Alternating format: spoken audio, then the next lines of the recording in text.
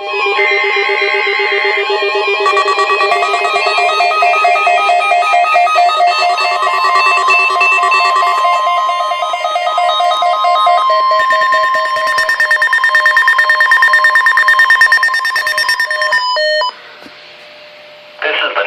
Weather Service office at Brookhaven National Laboratory in Upton, New York.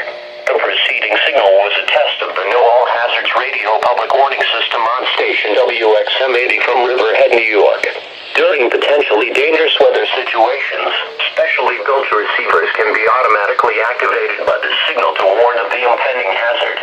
Tests of this signal and receiver performance are normally conducted by the National Weather Service at 11 a.m. each Wednesday.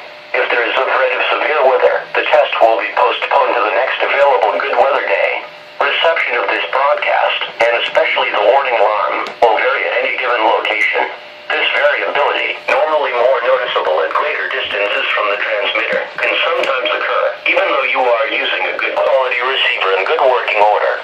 To provide the most consistent and dependable warning service possible, the warning alarm will be activated for hazardous watches and warnings for the following counties: on Long Island in southeast New York, Nassau and Suffolk, and in southern Connecticut, Fairfield, Middlesex, New Haven and New London.